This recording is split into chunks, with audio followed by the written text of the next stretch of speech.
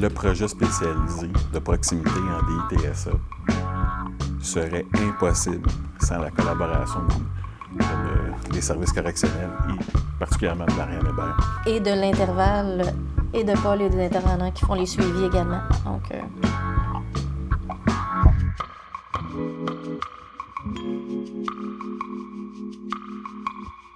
on a déterminé déjà en partant qu'on visait, oui, pour la clientèle DITSA, mais pas nécessairement de la clientèle qui avait un diagnostic précis.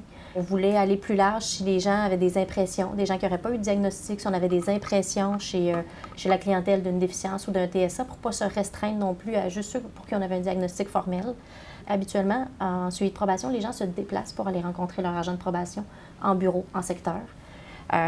Donc là, en fonction des besoins, ça avait été déterminé que pour faciliter les déplacements de cette clientèle-là qui peut avoir des problèmes d'orientation, d'organisation, que les intervenants communautaires iraient dans le milieu de ces gens-là. Ça permettait aussi d'avoir une vue sur le milieu. Donc, c'est des particularités qu'on avait, qui avaient été déterminées là, dès le départ. Il y en a d'autres, là, mais il y avait des grandes lignes comme ça qui ont été mises en place un peu, puis un peu sur comment aussi on allait cibler cette clientèle-là dans nos services, comment on allait la référer aussi vers le programme. Tous les gens qui font un suivi de probation passent par une évaluation initiale. Donc, il y a différents agents à Montréal qui sont appelés à évaluer toutes sortes de clientèles. Donc, c'est eux, au moment où ils font leur évaluation, qui ont été appelés à être vigilants à est-ce que les gens ont déjà un diagnostic, des gens partant soit de déficience ou de TSA, mais est-ce que vous avez des impressions que la personne pourrait avoir une déficience ou un TSA? Les agents étaient appelés à les cibler au moment de leur évaluation puis à me les référer directement. Donc, pour 2 volets, voir déjà est-ce qu'on pourrait introduire le projet, parce que c'est sûr Paul l'a déjà dit, c'est 14 places, donc c'est limité aussi. Des fois, les places sont comblées déjà. Ou sinon, au moins pour faire le recensement de cette clientèle-là, pour qu'on soit capable d'évaluer à travers nos services, c'est quoi l'ampleur de ces gens-là, de leur représentation dans nos services, puis c'est quoi leurs besoins aussi qu'on voit là, dans nos services. Là.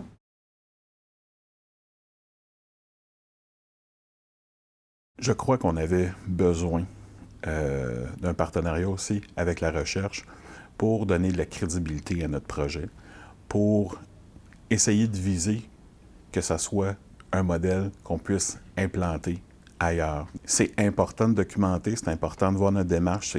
Les chercheurs nous challenge, nous posent des questions, on remet en question certaines pratiques, on cible des points communs.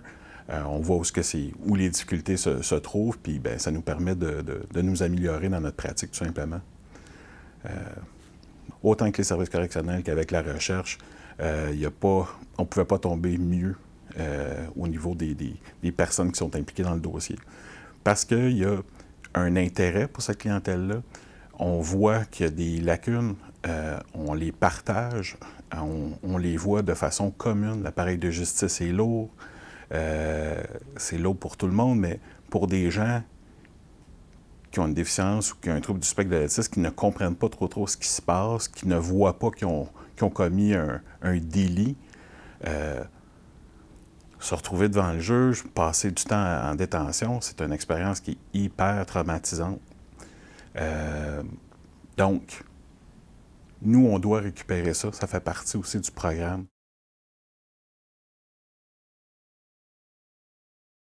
C'est vraiment dans l'intérêt, toujours, de la personne contrevenante qui a des difficultés qu'on travaille. C'est toujours dans cet objectif-là. Et c'est pour ça que le suivi de proximité est d'autant plus important. On se déplace parce qu'il y a des gens qui ont de la difficulté à se déplacer, que c'est une tâche de titan de juste sortir de la maison, de prendre l'autobus. Il y en a, malheureusement, c'est pas possible. Et ce que ça nous permet aussi, le suivi de proximité, c'est d'aller dans le milieu, voir comment que la personne s'organise, parce qu'il y en a qui ont la prétention de bien s'organiser, mais finalement, c'est pas le cas. On voit aussi les familles. Les familles, par moment, il y a des gens qui restent avec leurs parents. Les parents sont souvent dépassés, parfois trop protecteurs, ne comprennent pas trop la mesure. Fait que ça nous permet de faire l'éducation aussi auprès du réseau autour. Puis dans les ressources spécialisées, bien, c'est sûr que les gens ne comprennent pas toujours notre rôle. Fait qu'il faut vraiment prendre le temps. Puis c'est C'est en parlant, en se faisant connaître, en rappelant le pourquoi de notre mission et le pourquoi du projet, c'est que le projet nous permet vraiment d'aider directement ces personnes-là à évoluer, à avoir un cheminement positif. C'est vraiment ça qui est visé. Idéalement, c'est sûr, réduire la récidive, c'est sûr, mais ce n'est pas l'objectif premier, c'est un travail de fond à long terme. Donc, oui, on va revoir probablement des clients qui vont revenir 1, 2, 3 fois dans le projet. C'est vraiment important qu'on se déplace et qu'on soit près des gens pour les connaître. Et je vous dirais que les clients apprécient quand on va dans leur milieu, qu'on va les voir. Des fois aussi, on a vu des gens, malheureusement, qui étaient non fonctionnels dans l'appartement, puis c'est d'autant plus frappant de voir que ces gens-là sont sans service, parfois non diagnostiqués, et qui vivent seuls en appartement, puis qui se débrouillent au quotidien. C'est tout à leur honneur, malgré leurs difficultés, là. C'est vraiment quelque chose. Puis ça, c'est quand les gens ne sont pas non plus dans l'itinérance. L'intervalle va avoir des intervenants qui vont faire le suivi direct avec la personne. Donc, qui vont s'assurer qu'au niveau clinique, la personne participe à ses objectifs, chemine, et reste un agent de probation qui se doit d'avoir un mandat plus légal dans le dossier. Donc, au niveau du projet des ITSA, c'est moi l'agent de probation là, pour cette clientèle-là. Concrètement, le rôle, ça devrait d'être très, très légal de mon côté. Donc, de trancher, est-ce qu'on procède à une dénonciation ou pas, est-ce qu'on en est rendu là? On est face à une clientèle qui est très complexe. C'est très difficile de dissocier les éléments cliniques des éléments légaux. Donc, c'est sûr qu'on va être appelé à faire des discussions puis à vraiment interagir régulièrement ensemble pour voir bien, quel alignement on prend avec cette clientèle-là. Est-ce qu'on est vraiment plus dans la sanction en ce moment? Est-ce qu'on est plus dans l'accompagnement? Est-ce qu'on est plus dans vouloir faire cheminer? Comment on pourrait la faire cheminer? Donc, on a vraiment des échanges comme ça pour déterminer où est-ce qu'on s'en va, dans le fond, avec cette personne-là, comment est-ce qu'on peut la soutenir. Puis, ultimement, bien, c'est sûr que mon mandat aussi va être de trancher si on en est à faire une dénonciation ou pas là, avec cette clientèle-là, dans le fond. C'est sûr que, comme toute collaboration, ça représente des enjeux. L'enjeu principal que je perçois, moi, c'est qu'il faut vraiment faire confiance de notre côté à la ressource qui fait notre suivi, parce que c'est nos yeux sur le terrain, c'est nos oreilles sur le terrain, ceux qui font nos observations directes. C'est vraiment une confiance qu'on doit pouvoir avoir. Puis dans le projet ici, on n'a aucune inquiétude à ce niveau-là. Au niveau de la confiance, je pense que la confiance mutuelle est là. Puis surtout avec une clientèle complexe, on sait que les enjeux sont multiples. Donc, on doit pouvoir faire confiance au jugement de l'autre, faire confiance aux interventions qui sont faites, à la qualité de l'empathie qu'il va y avoir envers la clientèle aussi.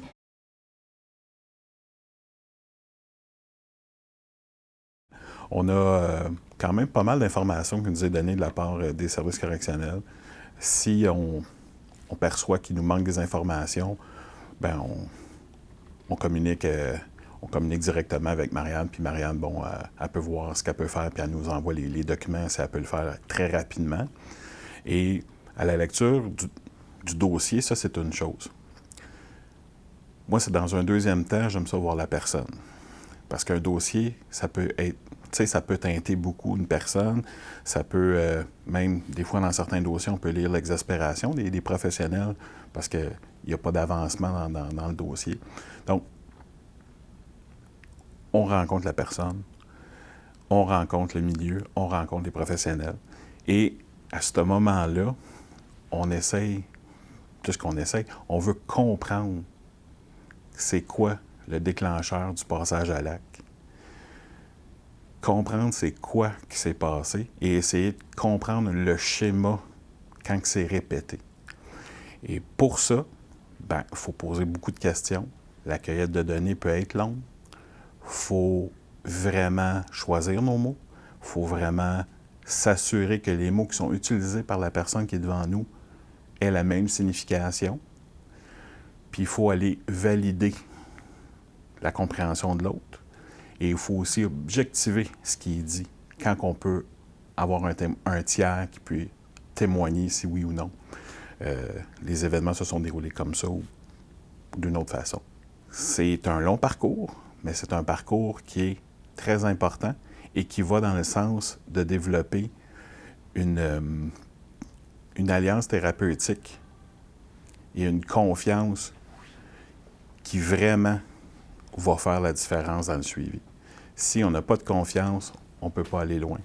Que la personne soit déficiente, qu'elle ait un TSA ou même en santé mentale, s'il n'y a pas de confiance, ça ne fonctionne pas. Donc, c'est vraiment primordial. Et je crois qu'il est très, très, très important de ne pas infantiliser ces gens-là. C'est des adultes. Malgré que par moments, on pourrait verser là-dedans dans nos explications, dans nos... Il ne faut pas aller là. Il faut vraiment leur dire, regardez, c'est ça la réalité. Vous avez fait un crime, un délit. C'est pas acceptable. C'est sûr que je ne prendrai pas ces mots-là, mais c'est pas acceptable. Et si vous voulez évoluer, puis avoir un petit peu d'avenir, puis être bien dans votre peau, puis pas retourner dans vos traumatismes, soit retourner en détention ou passer devant le juge, bien, il faut qu'il y ait des comportements qui soient corrigés. Et c'est là qu'on entre en ligne de compte puis qu'on essaye de motiver le changement. C'est sûr qu'on ne veut pas dédoubler le travail, on ne veut pas prendre la place des éducateurs qui sont déjà en place. C'est pas ça qu'on veut faire. Chacun a son rôle, puis il faut vraiment le déterminer. Parce qu'on s'était rendu compte en recherche avec Marianne, avec la recherche, qu'on avait un rôle par moment d'intervenant pivot.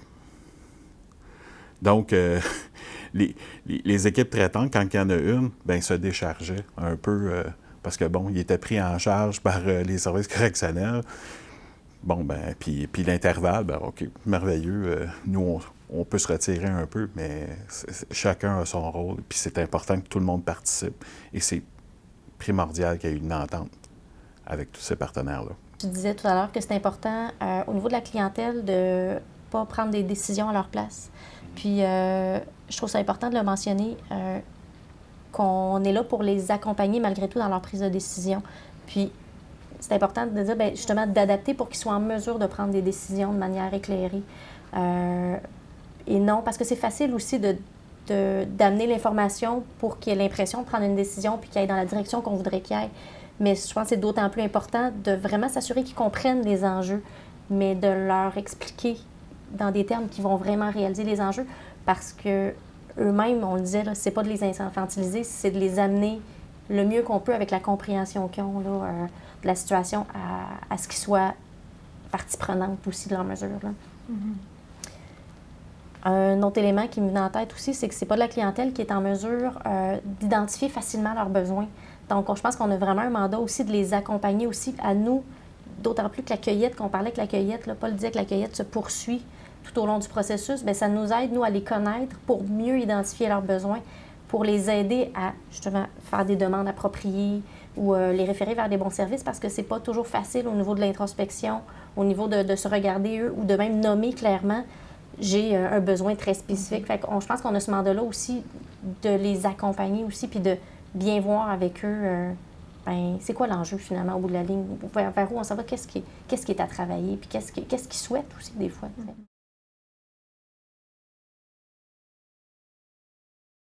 Il faut que la personne voit qu'elle a une valeur en tant qu'individu, qu'elle n'est pas juste un diagnostic, qu'elle n'est pas juste une personne contrevenante parmi tant d'autres.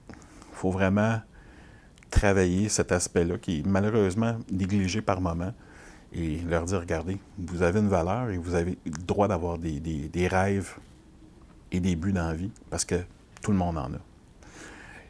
Comment qu'on va le faire, par exemple, ça, c'est une autre histoire. Puis c'est pas nécessairement en volant pour aller se procurer de l'argent ou passant par des crimes. Fait que nous, notre travail, c'est de dire, ben, regarde, c'est quoi que tu veux? Tu sais, c'est où tu veux arriver, où tu veux cheminer. Fait que dans ta réinsertion sociale, ben, on vise le toit, d'abord. Il faut que la personne ait un toit. Il faut qu'il y ait un réseau. Et il faut qu'on trouve les services si la personne en a besoin. Et les services, malheureusement, ne sont pas si faciles à obtenir pour diverses raisons. L'absence de diagnostic vient alourdir le processus. Et une des choses qui est importante c'est que pendant la période, puis des fois la période est vraiment trop courte de suivi, ce qui fait en sorte que les arrimer vers des services dans la communauté, ça peut devenir un enjeu difficile à réaliser. Puis on s'est aperçu que la rupture de service, à la fin de la mesure, s'il n'y a pas quelqu'un qui prend la relève, ben malheureusement, c'est clair que la personne va repasser dans le système de justice, puis elle va revenir dans les mêmes patterns. Donc, c'est important, ça, d'arrimer le plus rapidement possible à des équipes, parce que nous, on est de passage et notre but, c'est vraiment la mesure, puis éviter que la récidive ait lieu. Fait que ça se travaille, mais c'est un travail au long cours. Je pense qu'en tant que professionnel de n'importe quel milieu, je pense qu'on est face à de la clientèle, quand on parle de la clientèle DI, TSA, justice, qui vit plusieurs problématiques, que ce soit de la toxicomanie, de l'itinérance, des problèmes de violence, de la délinquance sexuelle. C'est une clientèle très complexe, puis je pense que en tant que professionnel, c'est facile de se sentir démuni, puis dépassé par l'ampleur des fois des problématiques que ces gens-là vivent, puis de ne pas se sentir assez outillé. Puis je pense que c'est important de le reconnaître, puis des fois, on se sent chacun peut-être dans nos départements, dans nos services, pas assez outillé, pas assez spécialisé, pas assez outillé justement pour travailler avec cette clientèle-là.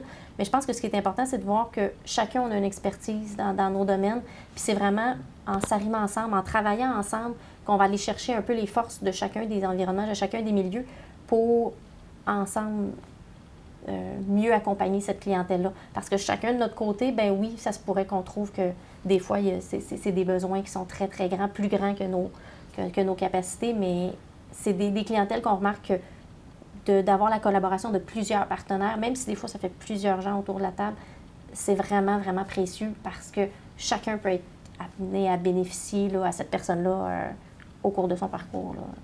Parce qu'il y a souvent une méprise entre la tolérance et la compréhension. Vous êtes tolérant à Maison l'Intervalle.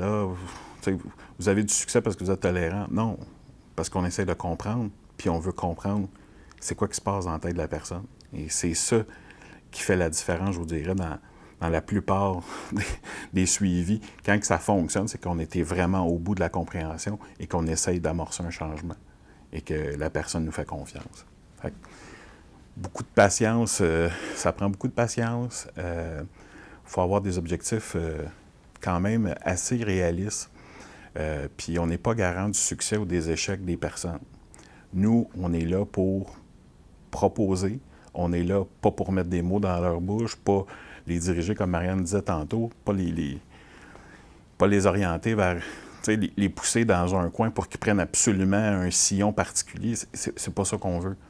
On veut qu'ils réfléchissent, et ces gens-là sont capables de le faire. Mais il faut leur donner le temps, il faut leur donner les outils. Il faut prendre beaucoup, beaucoup de temps. Quand je parle de patience, il faut vraiment être patient et il ne faut pas se décourager s'il y a des récidives multiples. Ça va arriver, mais à long terme, on fait la différence. J'en suis convaincu.